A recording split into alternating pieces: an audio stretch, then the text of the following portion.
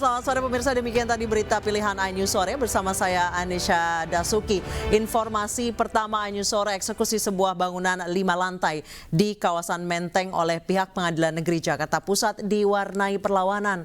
Puluhan orang yang mengaku perwakilan pemilik gedung terlibat baku hantam dengan petugas karena memblokade jalan dan membakar ban bekas.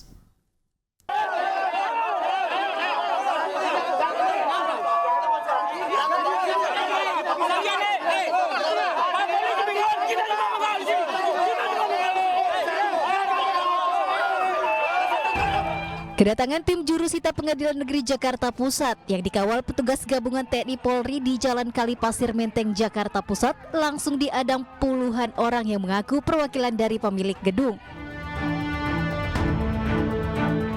Kericuhan seketika pecah saat massa berusaha melawan untuk menggagalkan upaya eksekusi dengan memblokade jalan sambil membakar ban bekas. Tidak hanya terlibat saling dorong, petugas bahkan nyaris terlibat baku hantam. Sejumlah orang akhirnya diamankan polisi karena dianggap provokator, sementara sisanya melarikan diri.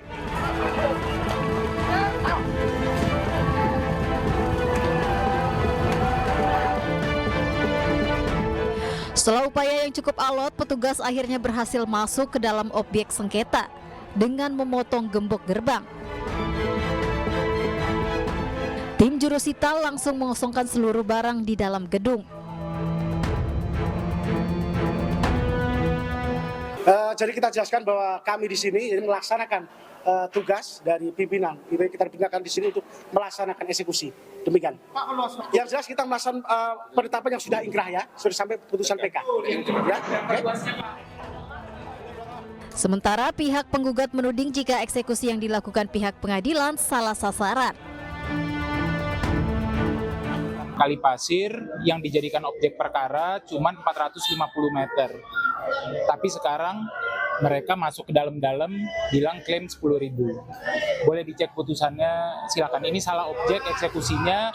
Yang jelas kita perkara yang 450 aja masih perkara di pengadilan, masih ada perlawanan. Karena kita bukti-buktinya lengkap, mereka tidak punya bukti apapun.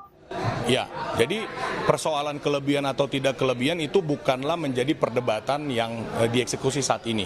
Ya, tentu kalau itikat baik itu dimulai dengan yang bersangkutan hadir ke pengadilan, upaya yang paksa seperti ini tidak terjadi, gitu kan? Nah.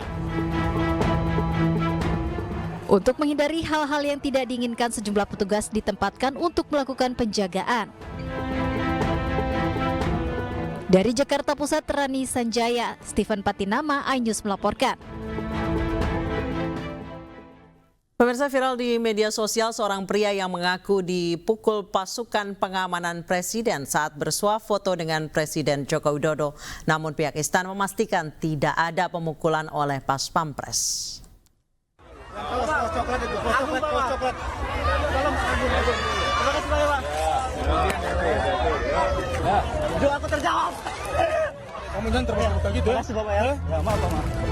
Viral di media sosial, seorang pria yang mengaku dipukul pasukan pengamanan presiden saat bersuah foto dengan Presiden Joko Widodo yang baru saja menghadiri pembukaan Musabakoh Tilawatil Quran di Kota Samarinda, Kalimantan Timur.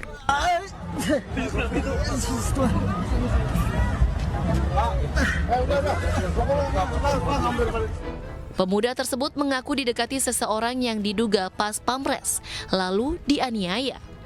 Video ini lalu diunggah di media sosial hingga akhirnya mendapat banyak tanggapan dari netizen.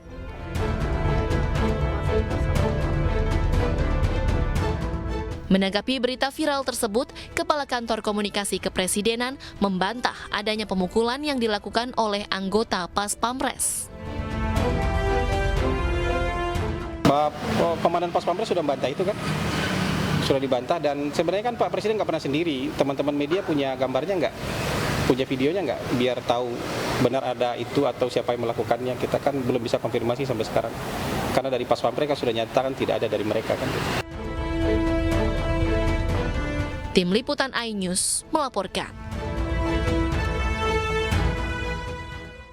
Presiden Joko Widodo merespon singkat soal dugaan gratifikasi berupa fasilitas jet pribadi oleh putra bungsunya. Sekaligus Ketua Umum PSI Kaisang Pangarep, Jokowi hanya menekankan seluruh warga memiliki kedudukan yang sama dalam tatanan hukum Indonesia.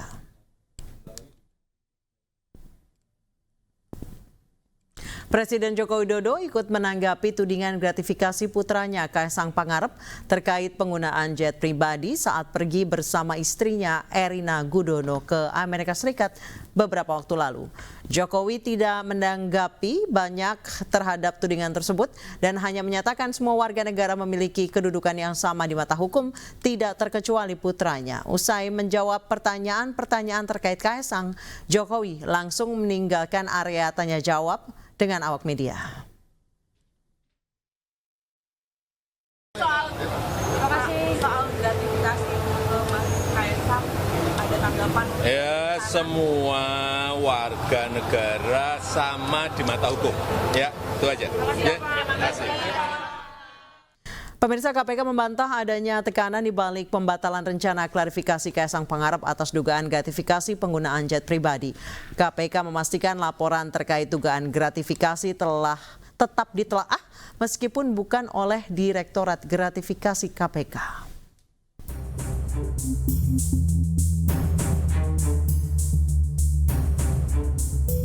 Ketua Umum PSI Kaisang Pangarep sempat dikabarkan menghilang usai heboh dugaan gratifikasi penggunaan jet pribadi. Namun belakangan, Kaisang muncul dalam rapat internal PSI dan enggan bersuara terkait isu tersebut. Hal ini membuat KPK angkat bicara terkait batalnya rencana mengklarifikasi Kaisang Pangarep atas dugaan gratifikasi penggunaan jet pribadi. KPK menegaskan tidak ada tekanan yang diterima di balik pembatalan tersebut. KPK tetap menelaah dugaan gratifikasi tersebut berdasarkan laporan Koordinator Maki, Boyamin Saiman, dan dosen UNJ, Ubedillah Badrun. Namun, direktorat yang mengusutnya bukan Direktorat Gratifikasi, melainkan Direktorat Penerimaan Layanan Pengaduan Masyarakat atau PLPM. KPK pun berharap agar Kaisang melakukan klarifikasi sendiri agar isu tersebut tidak melebar. Selanjutnya terkait isu gratifikasi itu sudah difokuskan di penelaahan pada Direktorat PLPM. Jadi sudah tidak lagi di Direktorat Gratifikasi. Isunya masih sama, rekan-rekan, bahwa pelaporan itu adalah terkait gratifikasi. Nah, kenapa difokuskan ke sana? Karena jangkauannya bisa lebih jauh lagi dilakukan oleh PLPM terkait kewenangan. Iya, sama sekali tidak ada tekanan ya, rekan-rekan sekalian, bahwa KPK berharap saudara K ini melakukan klarifikasi sendiri. Itu dari awal sudah disampaikan oleh pimpinan atau Pak AM dalam hal ini. Sebenarnya ini juga agar isu ini tidak melebar kemana-mana. Tak hanya Kaisang, Wali Kota Medan Bobi Nasution juga terseret kasus serupa. Namun Bobi mengklaim bahwa jet yang ditumpanginya merupakan pesawat jet sewa. Tim iNews melaporkan. Menteri Agama Yakut Holil Qomas membantah mangkir dari 2 panggilan Pansus Hak Angket Haji DPR untuk dimintai keterangan. Yakut mengklaim tidak pernah menerima surat panggilan dari Pansus Haji. Yakut mempertanyakan pernyataan anggota Pansus yang menyebut dirinya sudah mangkir 2 kali.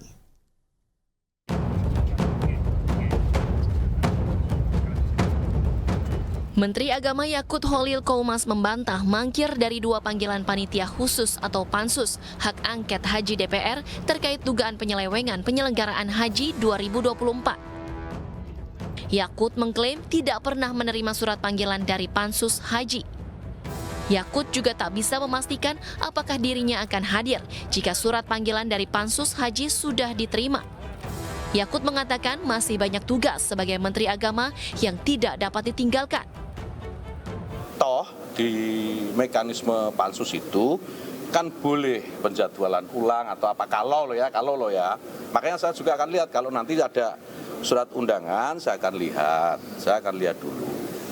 Pada prinsipnya kan kita ini pemerintah ingin menjelaskan seterang-terangnya, bukan hanya kepada pansus, tetapi kepada seluruh masyarakat apa sih yang sebenarnya terjadi dalam proses perhajian itu. Kami di Kementerian Agama, pemerintah itu juga tidak ingin ada yang main-main dengan haji itu. Kalau ada staf saya, ada perangkat ASN di tempat saya gitu ya, di Kementerian Agama yang terlibat, ya ayo kita tindak bareng-bareng. Selain itu, Pansus Haji DPR RI juga melakukan inspeksi mendadak ke kantor sistem komputerisasi haji terpadu Kementerian Agama Jakarta Pusat. Dalam sidak, anggota Pansus Haji menemukan pejabat Kemenak yang diduga sengaja berbohong terkait ketidakhadirannya dalam rapat. Nah, ada orangnya di sini, maka kita akan tegur nih sekjen yang memberitahu bahwa mereka ini berada di luar. Kemudian ada juga yang harus kita panggil hari ini, belum ada jawaban, ternyata ada juga di sini, tapi pergi ke Cirebon. Sebetulnya dalam hal data-data yang kita buka tadi itu sudah diperbincangkan di rapat pansus dan itu sudah ditemukan bahwa siskohat yang mereka sebut itu tidak bisa dijebol, tidak bisa diutak-atik, ternyata bisa. Baik itu di sistem yang siskohat untuk reguler maupun sisko patuh yang untuk haji khusus, semuanya bisa. Nah, tentu di sini akan ada pertanyaan berikutnya. Sebetulnya yang memerintahkan untuk bisa ditembus ini, dirubah itu siapa? Kalau jawaban dari Hasan Apandi yang kita jumpai tadi, mereka menerima yang matang saja. Sidak dilakukan untuk menggali lebih dalam mengenai berbagai kecurangan yang diduga terjadi dalam penyelenggaraan Haji 2024. Tim Liputan iNews melaporkan.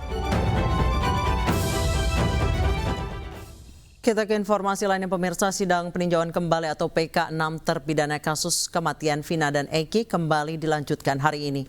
Agenda sidang kini memasuki tahap pembuktian dengan menghadirkan sejumlah saksi fakta dari pihak pemohon. Ke-6 terpidana kasus kematian Vina dan Eki kembali melanjutkan sidang peninjauan kembali di Pengadilan Negeri Cirebon, Jawa Barat hari ini. Agenda sidang memasuki tahap pembuktian dengan mendengarkan keterangan sejumlah saksi. Pihak terpidana selaku pemohon rencananya akan menghadirkan 4 orang saksi fakta.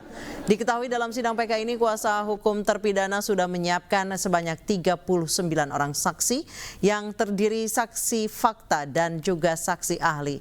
Sementara itu sambil menangis dengan suara bergetar, salah satu terpidana Hadi Saputra menceritakan perlakuan biadab yang dilakukan pihak kepolisian kepada dirinya bersama yang lain pada 2016 silam.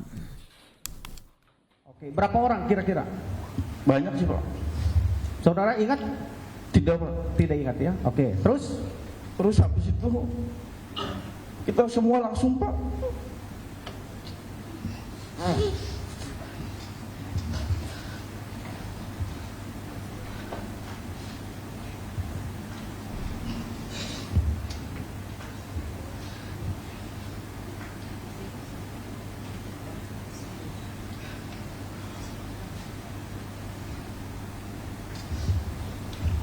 Di situ kita langsung dipukulin, Pak. Dipukulnya bagaimana caranya? Diinjak-injak, dipukulin. Berapa orang yang memukuli saudara? Banyak, Pak. Oh, diinjak, dipukul, pakai tangan kosong atau pakai apa? Ya pakai tangan, pakai kaki, apa aja yang di situ, Pak. Ada yang di situ pakai, Pak. Nah, terus? Terus saya cuma mikir, ini ada apa kok? Saya nggak tahu. Kata Eko, itu ompong kenapa? Kliwon kenapa? Dia mabuk tak? Iya, kata saya. Terus saya pikir, saya ini gimana pernikahan saya? Oh, saudara rencana mau menikah ya? Iya. Berapa lama lagi saudara mau menikah dari tanggal itu? Sekitar 2 mingguan lagi, Pak. 2 mingguan lagi.